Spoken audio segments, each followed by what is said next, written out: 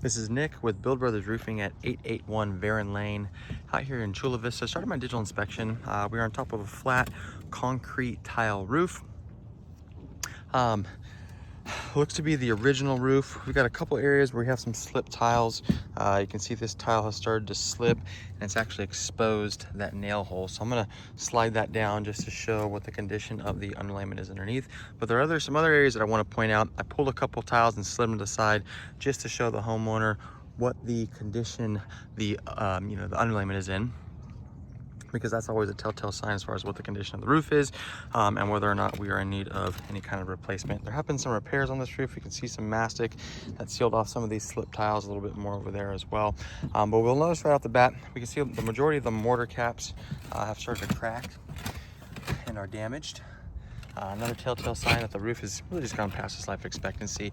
You can see all of the mastic that was used to seal off these penetrations is starting to wear through as well.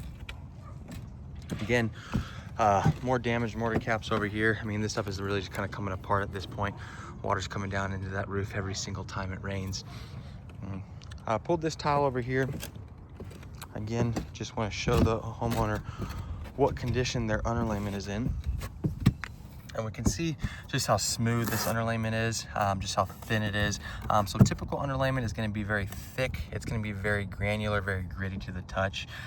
This underlayment really is none of that. You can also see the watermarks that have been coming down as well. So it's telling me that water's been coming down this portion of the roof, more than likely coming down from that where that mortar cap is. So it's causing some damage as well. Come over here to this section again. Pulled this section as well. Again, super thin, super brittle. You can see how rusted out this nail head is. That's telling me that's water's been getting on top of that for quite some time.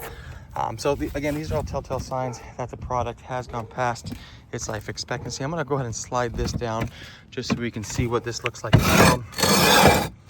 Again, you can see all the water that's been getting down on this section of the roof, all the water marks that have been sliding down as well.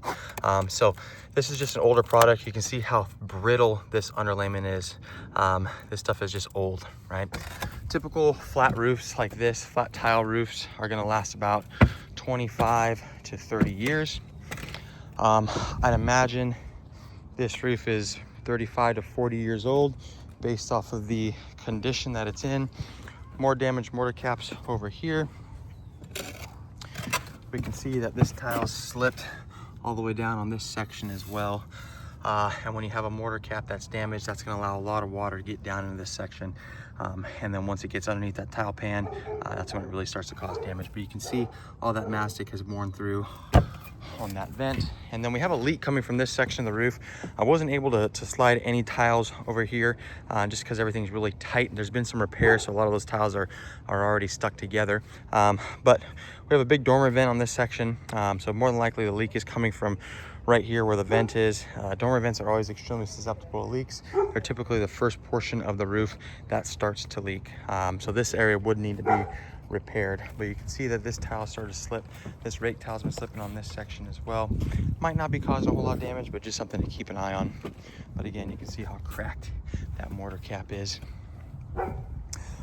So you know, for a roof like this, it's in pretty decent shape for its age, right? But that does not mean that it has not gone past that life expectancy portion of it. The tile is in great shape on this roof. There aren't a whole lot of cracked tiles on it. So this is a perfect candidate for a lift and reset, where we lift all these tiles up, we go ahead and replace the underlayment that's underneath it. We'll either be using 2 layers of UDL 40 underlayment on this roof, or we'll go ahead and use a synthetic UDL 30 on this roof, depending on what the homeowner wants to do. So we'll go ahead and do all that. We'll redo all the penetrations on this roof. We'll reflash, reseal everything, redo all the mortar caps. We're gonna add some exhaust ventilation to this roof. Right now we only have 1 dormer vent that's acting as the exhaust ventilation for this roof. So we wanna go ahead and add at least 3 more vents to it. So we'll get rid of that dormer vent, add an O'Hagan here, add another one over here, and add at least 2 more on this side also, just to increase that airflow. That's all part of, you know, any new roof that gets put on. I'm looking for any new roofs in the area to give you an example of what an O'Hagan vent looks like on a tile roof, but I don't see any.